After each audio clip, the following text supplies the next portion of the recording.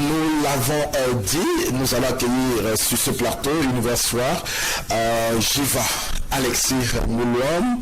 Certainement, il va nous décrire, il va nous rappeler certainement la casquette qu'il porte ce soir pour parler du Ngwen spécial Ngwen 2024. Jiva Alexis Moulouam, bonsoir, bon après-midi. Bonsoir Bachir, bonsoir à tous les honorables téléspectateurs de Univers TV. Je suis, comme vous m'avez fait l'honneur de me présenter, Alexis Moulouam Jiva. Je suis le secrétaire général de la Fondation Ngwen.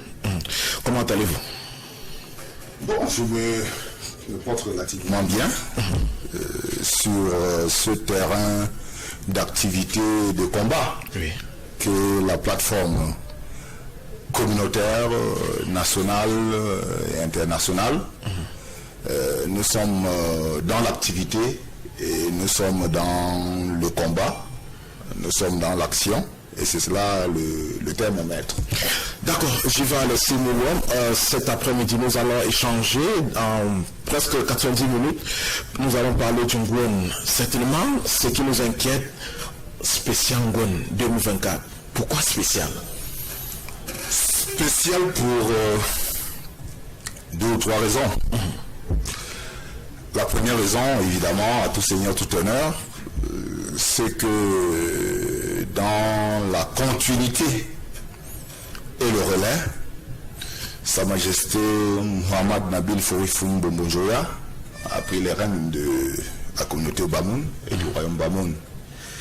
Après le retour aux ancêtres de son illustre prédécesseur, j'ai nommé le sultan Ibrahim Bombonjoya. Et depuis l'accession au trône de Sa Majesté Mohamed Nabil Forifoum Bombonjoya, le 20e roi de Bamoun, une édition de ce prestigieux événement n'a pas été célébrée. Dans la toute première édition du Ngwen, qui sera célébrée sous son règne et sous son autorité, et la 548e édition de l'histoire, c'est le Ngwen 2024. C'est le premier pilier de ce caractère spécial. Le second pilier, c'est que le Ngwen a été le 6 décembre 2023 inscrit sur la liste représentative du patrimoine culturel immatériel de l'humanité auprès de l'UNESCO et sous l'égide de l'État du Cameroun. C'est une avancée prestigieuse, c'est un acte majeur dans le cycle historique de cet élément culturel que le Ngwen. Donc, dites-vous, depuis cette inscription qui est intervenue le 6 décembre 2023, la toute première édition de Ngwen revêtue de ce caractère auréolé, de ce caractère de patrimoine culturel immatériel de l'humanité sera le Ngwen 2024. Ça, c'est le deuxième module de ce caractère spécial. Maintenant, le troisième module, c'est que la conjoncture universelle, la conjoncture internationale a fait en sorte que, je pense, une ou deux éditions de Ngwen n'aient pas été célébrées. La dernière édition de Ngwen a été le Ngwen 2018. Le Ngwen 2020 n'a pas été célébré, a été virtuellement célébré, mais pas en présentiel, et pour des raisons que nous connaissons, parce que c'était la période à laquelle la pandémie du Covid sévissait fortement à l'international, avec toutes les restrictions que les mesures sanitaires encadrant la gestion de cette pandémie ont imposé.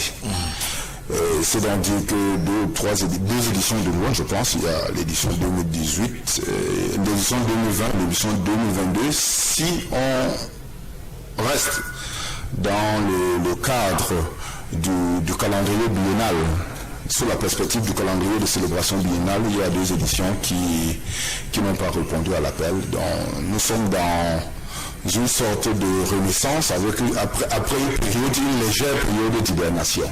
Donc, ces trois éléments mis ensemble font en sorte que le Nwon 2024 soit comme une édition inaugurale.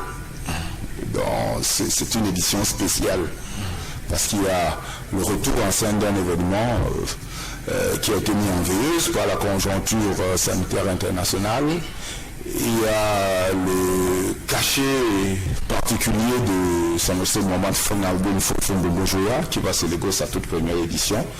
Et il y a, cerise sur le gâteau, l'inscription du Nwon sur la liste représentative du patrimoine. Alors, je vais laisser mon homme avant d'aborder le vif du sujet. Dites-nous, dernièrement, on célébrait, on inaugurait le musée du Royaume. Expliquez-nous en quelques mots.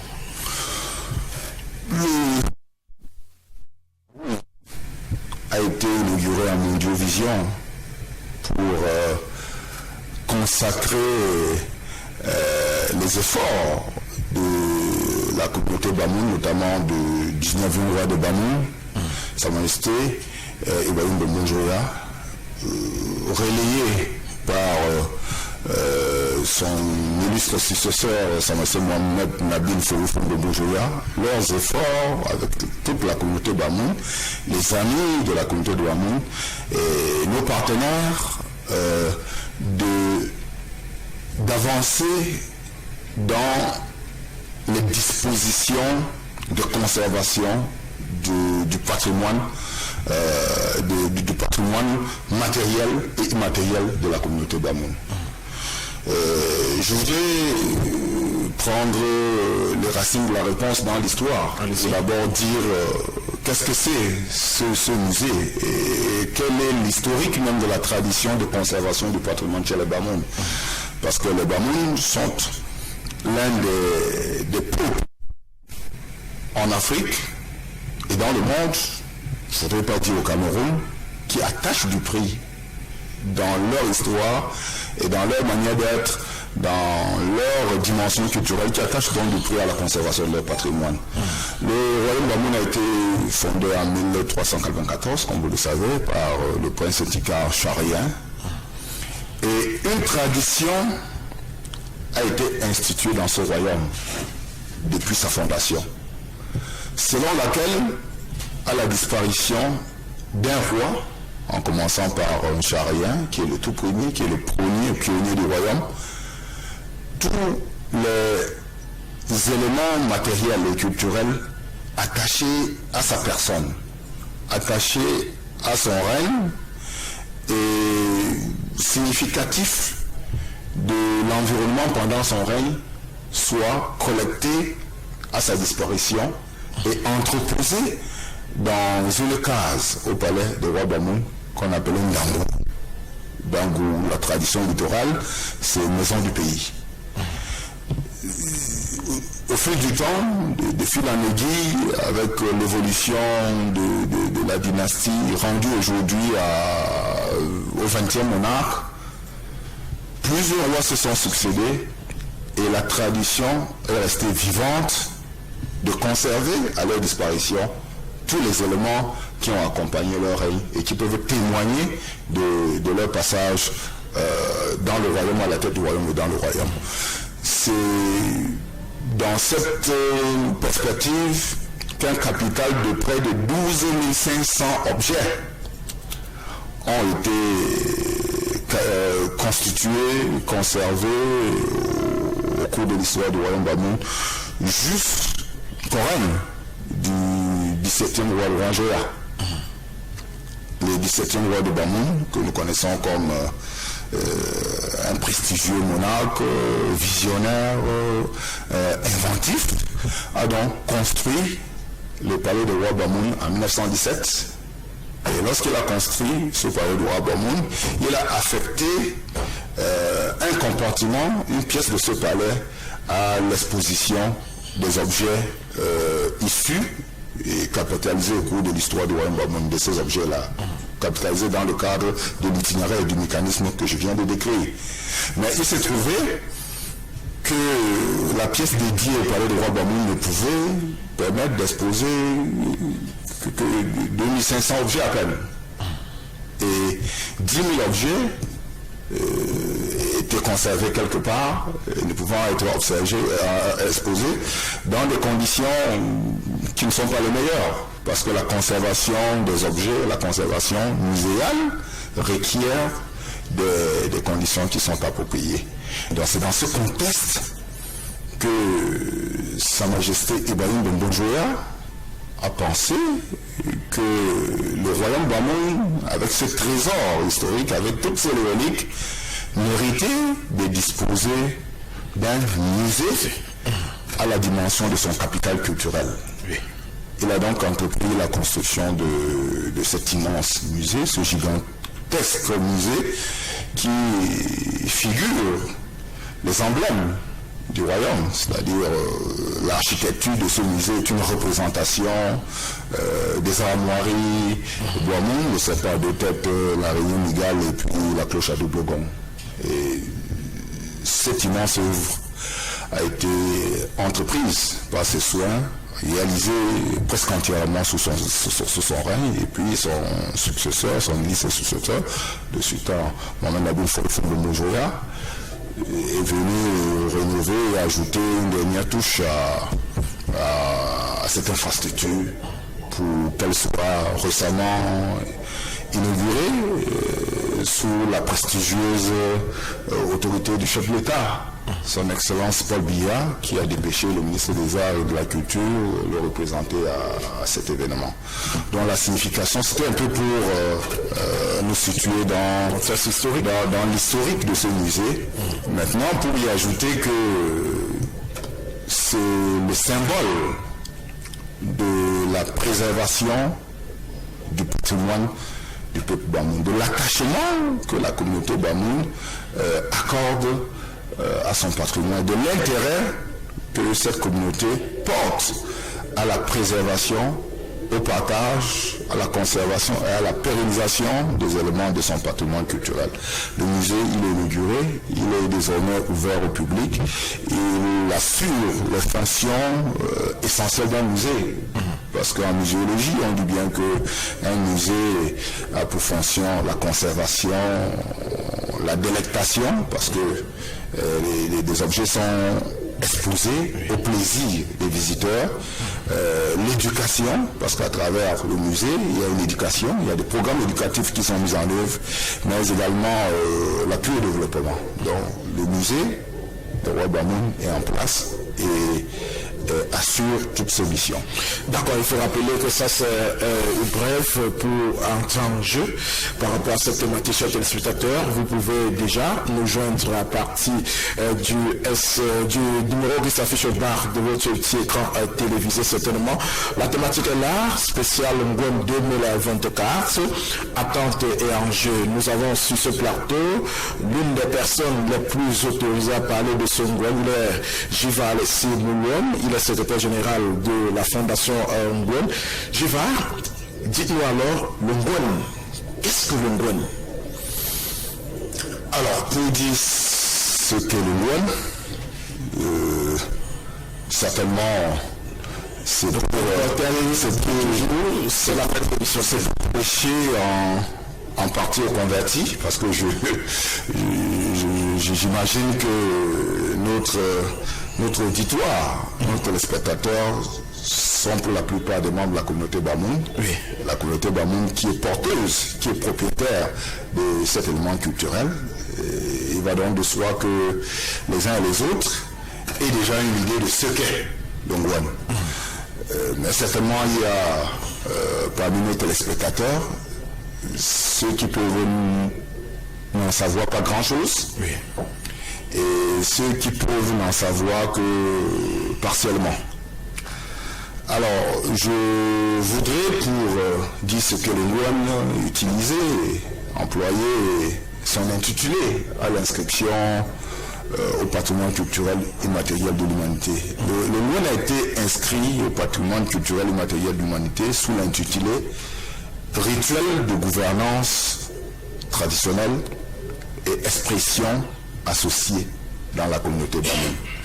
Alors, qu'est-ce que ça veut dire? Donc, le Ngwen, c'est un ensemble de rituels de gouvernance et d'expressions culturelles associées dans la communauté Bamoun. Qu'est-ce que ça veut dire? ça veut dire que le Nwon comporte un certain nombre de pratiques rituelles qui concourent à la gouvernance traditionnelle dans le royaume Bamoun depuis sa fondation en 1394. Et les origines de son rôle remontent donc en 1394. La première édition a été célébrée en 1395 dans le royaume Bamoun après la fondation de ce royaume. Ces rituels, c'est quoi? C'est le jugement du roi. Le royaume Bamoun, c'est un mécanisme politique de redevance du roi envers la population et d'établissement de la population, de la communauté, dans le rôle de critique, d'appréciation et de sanction de l'activité royale. Vous êtes déjà en train de dérouler, c'est ça, c'est le premier rituel. C'est le rituel qui est au cœur du mouvement. Et pourquoi est-ce que ce rituel aurait été institué? Certainement parce que le royaume Bamoun est un ensemble de plusieurs entités.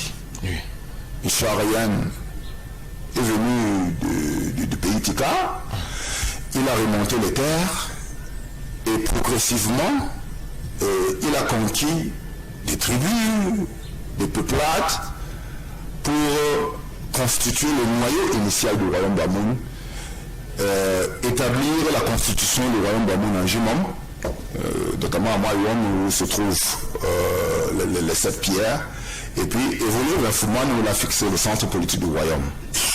Et après Charien, les monarques successifs ont poursuivi cette démarche d'élargissement de l'horizon du royaume par la conquête et l'assimilation de plusieurs autres tribus. Donc le royaume Bamoun est une fédération de peuples, une fédération de peuplades.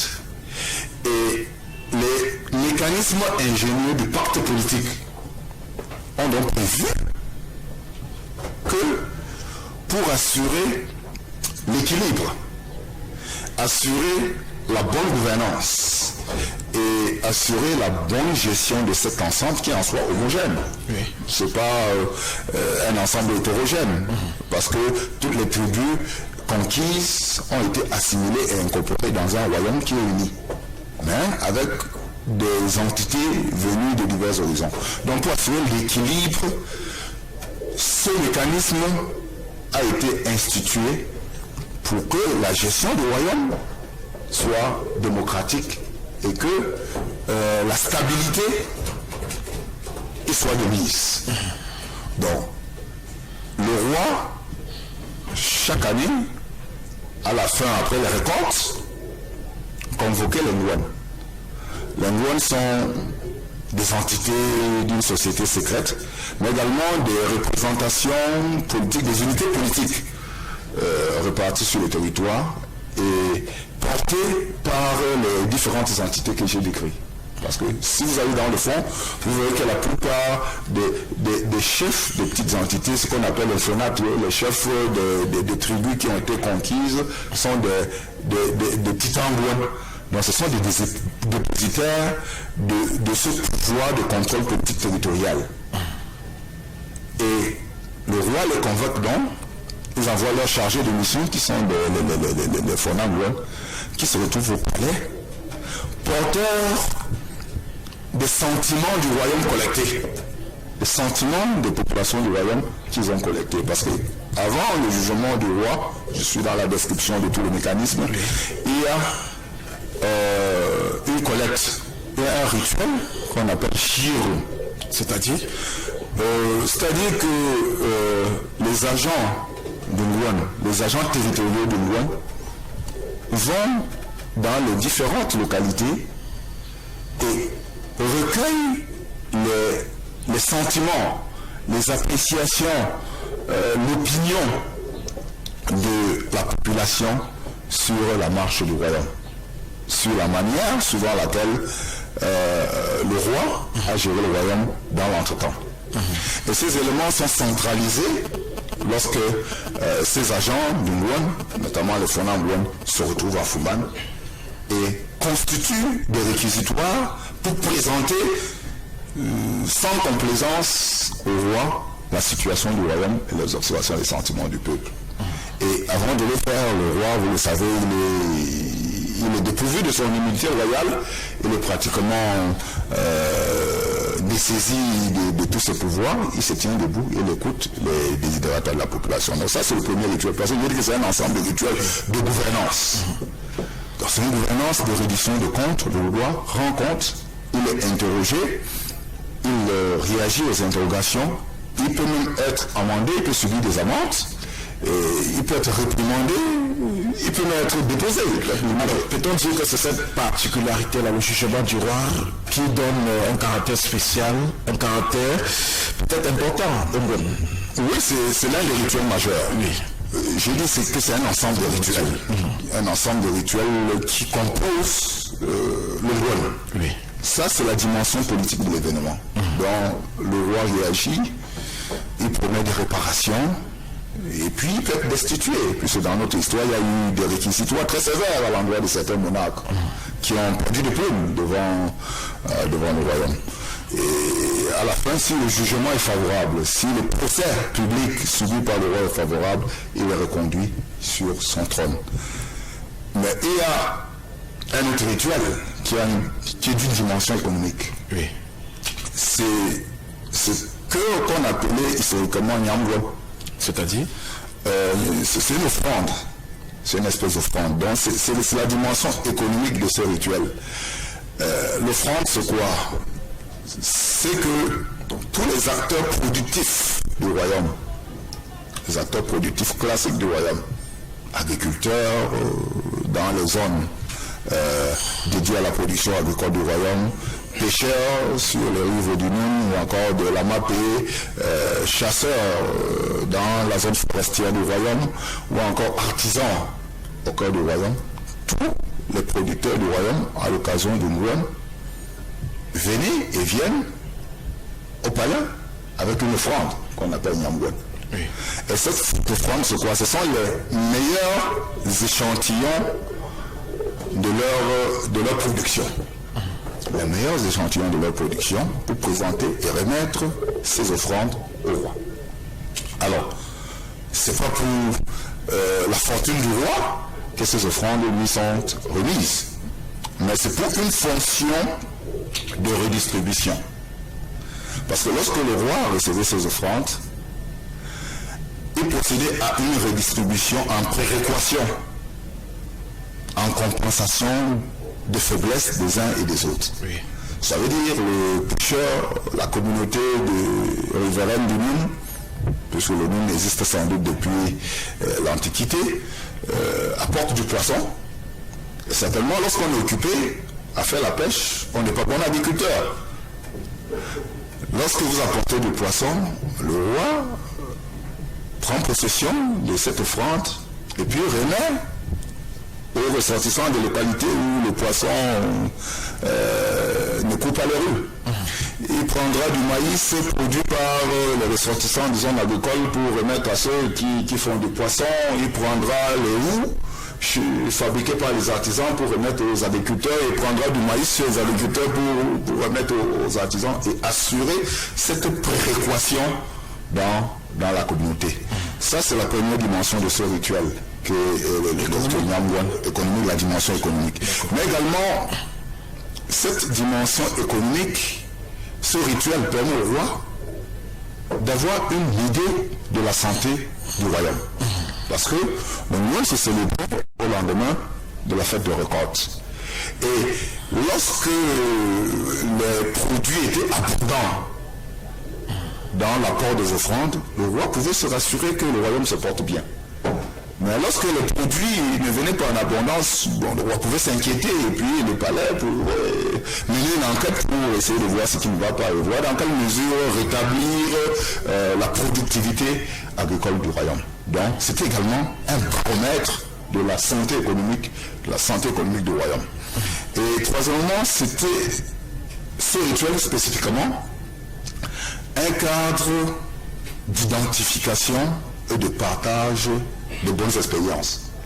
Parce que celui qui venait au palais avec du bon maïs avec de gros épis, le roi pouvait lui demander d'expliquer son itinéraire technique. Mais quand vous dites que c'était, on vivra plus cela. Oui, bon, plus qu'il y a une évolution. Peut-être qu'on viendra dans les enjeux, tout ça. Il y a une évolution et c'est ça même le propre des éléments culturels du patrimoine culturel immatériel. C'est-à-dire, il se recrée avec le temps. Donc, le roi demandait donc à celui qui a présenté les meilleurs produits d'expliquer l'itinéraire, et ça permettait à d'autres producteurs de s'approprier les meilleurs itinéraires qui ont été utilisés dans le cadre de la production agricole chez les champions. Oui. Donc, ça c'est le second rituel. Et un autre rituel important, c'est chapon. C'est-à-dire chapon, c'est-à-dire fruit des sacs. Et tout cela rentre dans l'esprit d'une gouvernance de partage et de cohésion. Chapon, comment est-ce que ça se passe? Les mêmes agents territoriaux de l'OM, les Fonangos qui sont comme les députés dans la dimension politique, mais cette fois-ci, dans la dimension, Chapon se situe dans la dimension cosmologique. Les mêmes agents territoriaux de l'OM, les Fonangos, avant d'effectuer leur pèlerinage à Fouman, à l'occasion du Moine, à leur convocation par le roi, procèdent à la collecte dans leur environnement de tout ce qu'il y a comme médecine traditionnelle et tout ce qu'il y a comme éléments thérapeutiques et cosmogoniques. Et lorsqu'ils se retrouvent au palais, le même rituel se produit aujourd'hui. Ces éléments sont enfouis dans le sac, et le roi procède à la fouille de cet sac. Et je voudrais ici, si vous me le permettez, expliquer la signification profonde je vais dire décliner la signification de ce rituel chapon, qui a aussi 2 ou 3 modules de signification. Premièrement, cela permettait au roi de prendre possession de tout ce qu'il y a comme recette médicale et recette métaphysique dans le royaume, dans une optique de partage. Vous allez vous rendre compte que le 17e roi de Bamou, le roi Njoya, le célèbre roi Njoya, a utilisé ces éléments pour rédiger son fameux livre de médecine du Bonnard Confirme et établir, entreprendre un jardin botanique à Mantoum, dans l'optique du partage communautaire. C'est pour cette raison qu'à une époque, dans le royaume, ça peut toujours être le cas aujourd'hui, lorsqu'un habitant du royaume tombait malade et puis allait à l'agonie, parfois on pouvait dire qu'on va dire au palais que tel est malade, et on savait qu'au palais, des éléments peuvent provenir pour rétablir sa santé. Oui. Dans le cadre de ce partage, de ces éléments qui sont collectés, captés à l'occasion du mois, pour disposer d'un référentiel médical au palais. C'était la première dimension, c'est-à-dire le partage. Il y a toujours le partage dans tous ces rituels. Il y a toujours l'idée du partage. Maintenant, la seconde dimension, c'était le contrôle, c'est le contrôle. Parce que dans la dimension métaphysique, si vous avez dans un royaume un habitant dont les pouvoirs métaphysiques sont au-dessus du pouvoir de la collectivité, c'est une menace pour le royaume. Donc c'est pour ça que les populations du royaume avaient tous obligation, lorsque vous avez une recette, lorsque vous avez une pratique métaphysique particulière, d'en donner la clé et la formule au palais pour qu'on vous contrôle et pour qu'on contrôle l'espace, pour que cela ne soit pas une menace pour la communauté. Donc voilà la seconde dimension de ce rituel chapon. Donc, je vous ai expliqué le rituel Kamfon. Kamfon, c'est le jugement, le procès public, le rituel Nyamgwen, le rituel chapon et bien d'autres qui constituent ces rituels de gouvernance. Parce que tout cela a pour déterminant commun, pour dénominateur commun, la gouvernance. gouvernance. C'est-à-dire la bonne gestion des hommes, des ressources et des objectifs de la communauté. Ça, c'est la dimension rituelle. Je dis que ce sont des rituels, mais ce sont également des expressions qui sont associées. Bon, les expressions sont associées, ça veut dire quoi? Lorsque ces rituels se tiennent, c'est pas obséquieux.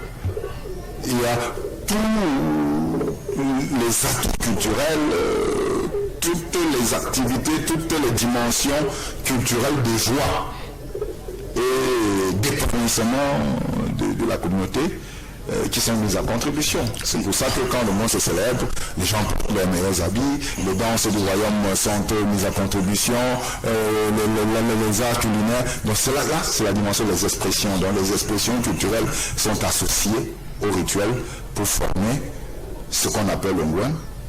Et vous allez me permettre cette redondance, qui est un ensemble de rituels, de gouvernance et d'expression associées dans la communauté. D'accord, chers téléspectateurs, nous sommes en train d'égrener là le chapelet de cette thématique spéciale Ngwen 2024 avec bien sûr le secrétaire général de la fondation Ngwen, Jiva Alexis Moulom. Certainement, chers téléspectateurs, vous pouvez réagir en composant le numéro qui s'affiche au bas de votre écran télévisé.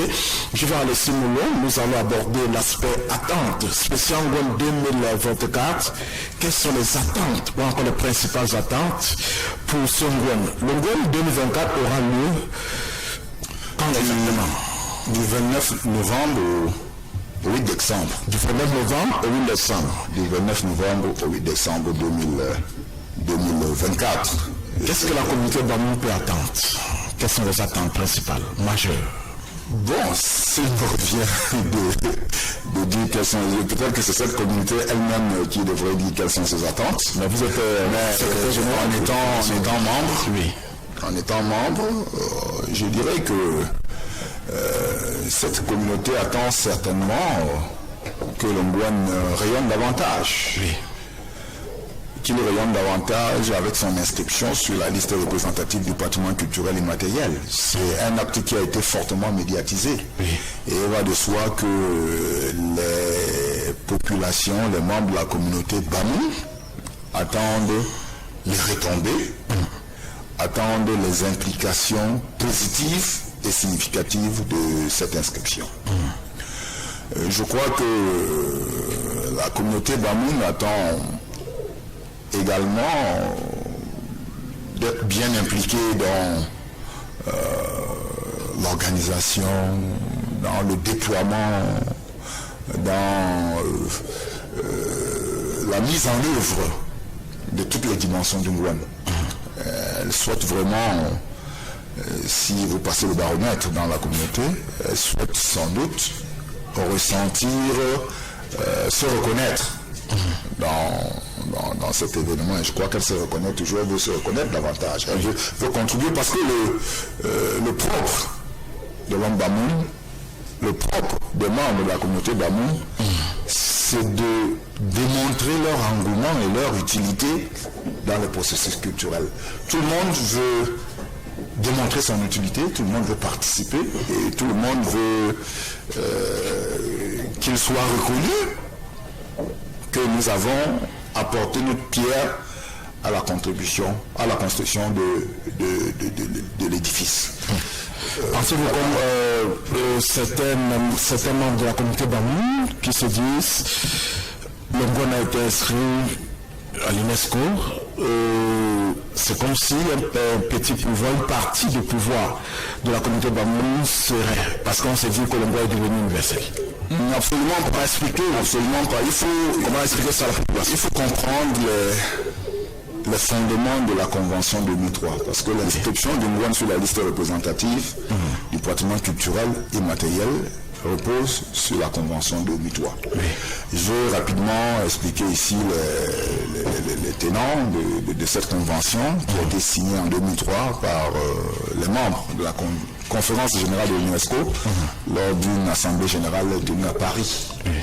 Alors, la Convention 2003 a pour objectif d'amener les États et les communautés à reconnaître leur patrimoine culturel immatériel et à les mettre en exergue, à les préserver, à les sauvegarder, à les mettre en exergue. Et cette convention également pour préoccupation de brandir à travers les listes.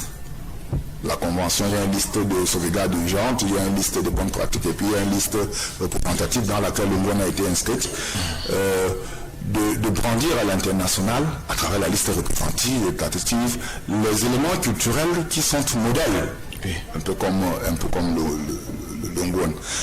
Et cette convention est une convention des communautés. C'est quoi la convention des communautés? L'UNESCO, à travers le comité intergouvernemental de sauvegarde du patrimoine culturel et matériel et dans le socle de sa fondation, veille à ce que les communautés soient autonomes et soient absolument propriétaires et ne soient jamais dessaisies des éléments, de leurs éléments culturels relevant du patrimoine culturel et matériel. Donc, pensez que l'inscription du Ngouane est une manière de dessaisir le Ngouane pour qu'elle ne soit plus une propriété de la communauté d'Amoun, mais qu'elle devienne c'est contraire même à la philosophie de la Convention 2003. Je vais vous dire par exemple une chose. L'un des éléments fondamentaux, l'une des conditions fondamentales et l'une des rubriques essentielles du dossier de candidature d'un élément culturel, c'est ce que l'UNESCO, ce que la Convention appelle consentement libre, préalable et éclairé. Donc, pour qu'un élément culturel soit inscrit sur la liste représentative, comme ça a été le cas pour le Ngouane, il faut le consentement. Il faut que la communauté porteuse consente, qu'elle accepte. Si vous n'acceptez pas, il n'est pas inscrit. Il faut que ce consentement soit libre. Donc, personne ne doit vous contraindre à accepter ce consentement. Il est libre, il est préalable. Parce qu'on dit consentement libre, préalable, éclairé. Il est préalable parce que le consentement précède l'inscription. Ce n'est pas un consentement qui vient après. Et il est éclairé. Éclairé, ça veut dire que avant que vous le consentiez, on vous explique. Vous êtes éclairé, on vous explique ce que c'est. Vous comprenez ce que c'est, on vous consulte et puis vous comprenez. C'est pour cette raison que le 18 décembre, je pense le 18 décembre 2023, le 18 décembre 2022, le sultan Ouad Bamou, si vous vous souvenez, avait convoqué à la cour traditionnelle d'Apparat de Fouman, qui est notre agora, toutes les composantes, tous les corps traditionnels qui sont en mesure de se prononcer sur le Ngouane, pour les consulter solennellement à la cour traditionnelle d'abord, sans contrainte, et demander leur avis conforme pour la conduite du processus d'inscription. Et cet élément est fondamental, il est indispensable, incontournable pour l'inscription d'un élément culturel. Donc, dans la philosophie de cette convention, c'est la communauté, l'élément culturel appartient à la communauté, il n'appartient même pas à l'État. Il n'appartient pas à l'État. Il n'appartient pas à la commune. Il n'appartient pas à la région. Il appartient à la communauté. La commune, l'État, la région, et puis l'UNESCO, le comité intergouvernemental, sont des instances d'accompagnement et d'encadrement. Parce que l'élément culturel appartient à la communauté. Mais dites-vous que lorsqu'un élément culturel est replié sur lui-même, et lorsqu'il n'est pas connu, il n'est pas partagé à l'international, il ne brille pas, il ne rayonne pas. Donc, l'idée de l'inscription, c'est de faire rayonner un élément culturel afin que l'humanité en prenne connaissance, afin que les valeurs qui sont contenues dans cet élément culturel soient appréciées par d'autres communautés. Donc, l'idée n'est pas de dessaisir la communauté d'un son élément culturel, mais de le faire rayonner pour que les enseignements et les valeurs qui sont contenues dans cet élément culturel soient partagés à l'international. D'accord, chers téléspectateurs, j'y vais Alexis Boulom. Certainement, nous allons prendre un verre d'eau, certainement, le temps de revenir pour aborder la dernière ligne droite de cet entretien. Maintenant, chers téléspectateurs, on se retrouve tout de suite.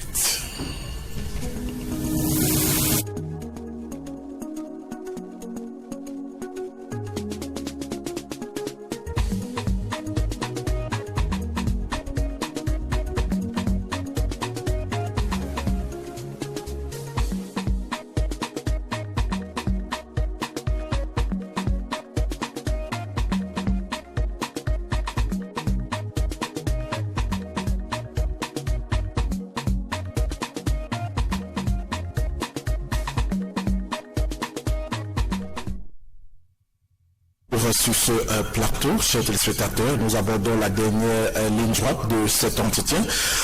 Parlant, bien sûr, c'est une émission spéciale, il faut le dire, avec une invitée spéciale, une thématique spéciale Ngouane 2024.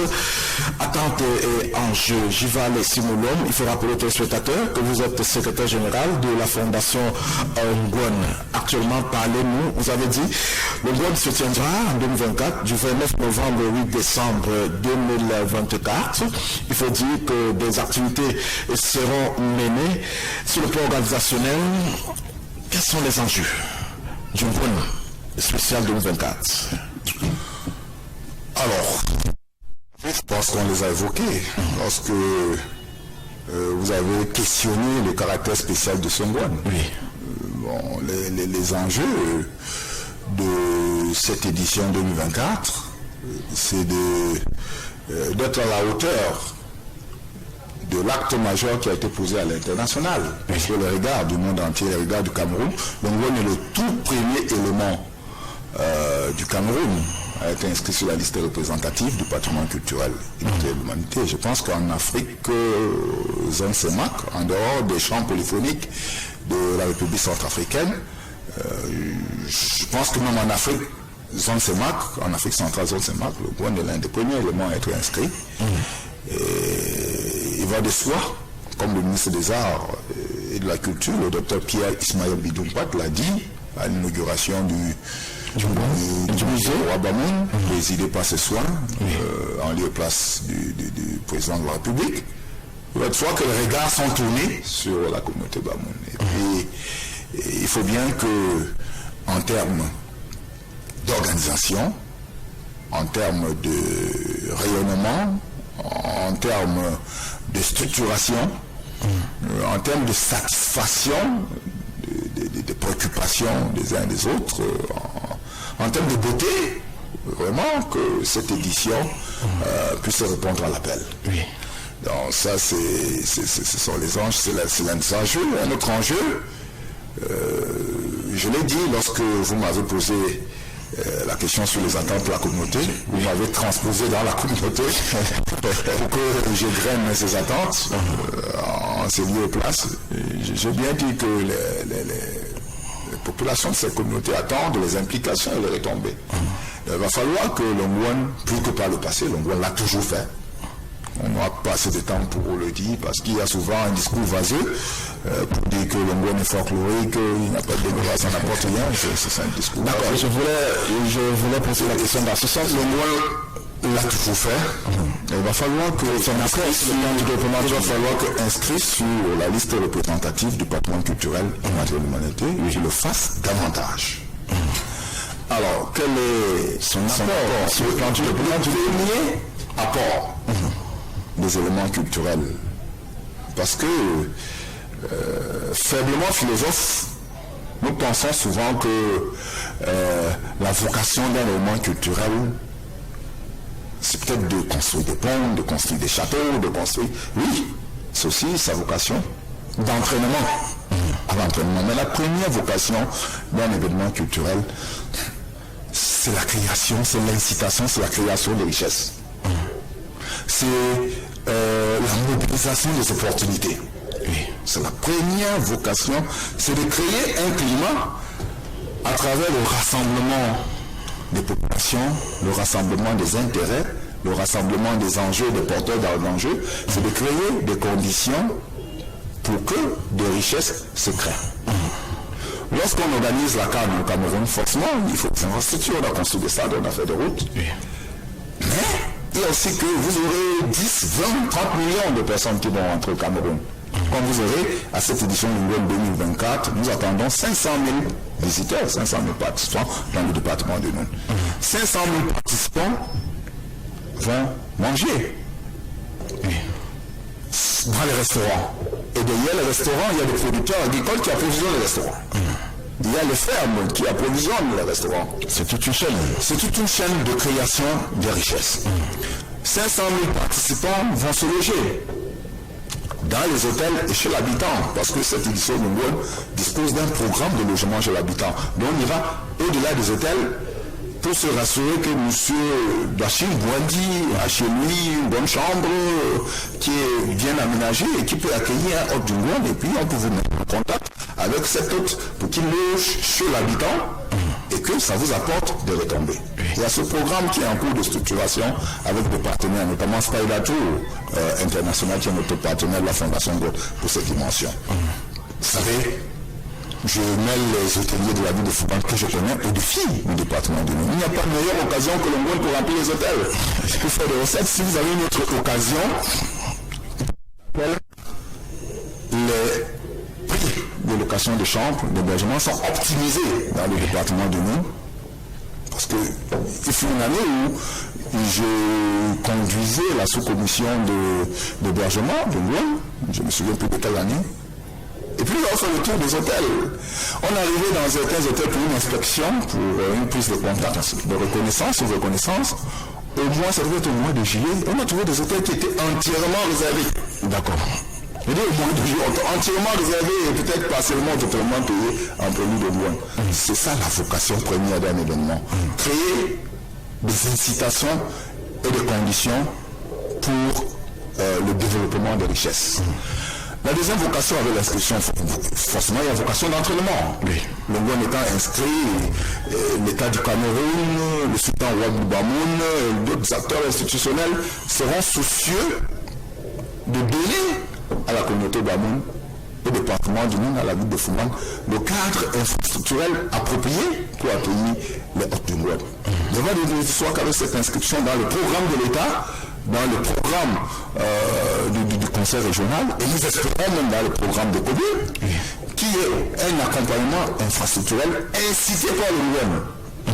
Pour que, avec cette première édition, à l'euro 3-4 éditions, au lendemain de l'inscription, que le visage, le paysage soit transformé pour que la ville de Fouman, le département de Moun, ait une image et soit dans des dispositions appropriées pour accueillir tous les 2 ans un événement de cette dimension internationale. Voilà, certains artistes m'ont dit, quand l'annonce a été faite pour votre passage ici, pour parler certainement du Luan 2024, certains m'ont dit quelle sera la place de l'artiste du terroir lors de ce Luan 2024. Ce sera une place de choix, mais pas une place exclusive. C'est-à-dire une place de choix parce que le Luan est un élément culturel de la communauté Bamoun. Et la meilleure plateforme, la meilleure tribune pour l'expression des artistes de la communauté Bamoun qui doivent forcément y trouver le meilleur podium et être programmés en bonne plage sur ce podium culturel. Mais le Luan est un élément de la diversité culturelle du Cameroun. C'est un élément interculturel. Et la communauté Bamoun n'est pas une communauté autarcique, elle n'est pas repliée sur elle-même. Mais à la base, elle valorise. À la base, comme je l'ai dit, elle valorise ses acteurs, elle valorise ses potentialités. C'est pour ça que je dis, c'est une place de choix qui sera respectée, qui sera mise en œuvre et qui sera accordée à ces artistes. Mais nous voulons amener ces artistes à comprendre que cette place ne peut pas être exclusive. Le Luan également le cadre par lequel la communauté Bamoun, le royaume Bamoun établit ses relations, et magnifie ses relations d'amitié avec d'autres communautés, avec l'espace culturel national.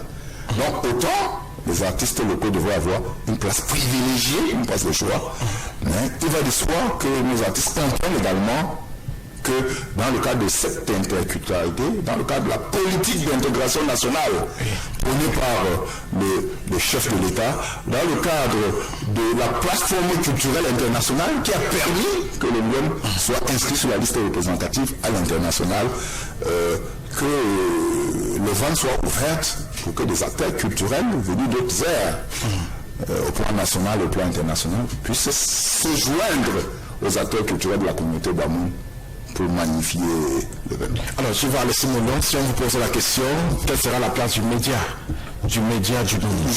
Je voudrais dire que cette place est même déjà bien encadrée.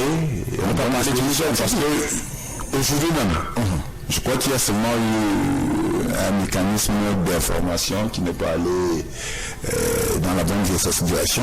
Aujourd'hui même, la directrice exécutive de la Fondation Nguyen a chargé, le docteur Ferdinand Toupounier-Kotou a chargé de conduire une séance qui s'est tenue au siège de la Fondation, au cours de laquelle des conventions médias ont été signées avec une dizaine de médias, parmi lesquels Univers TV qui était convié.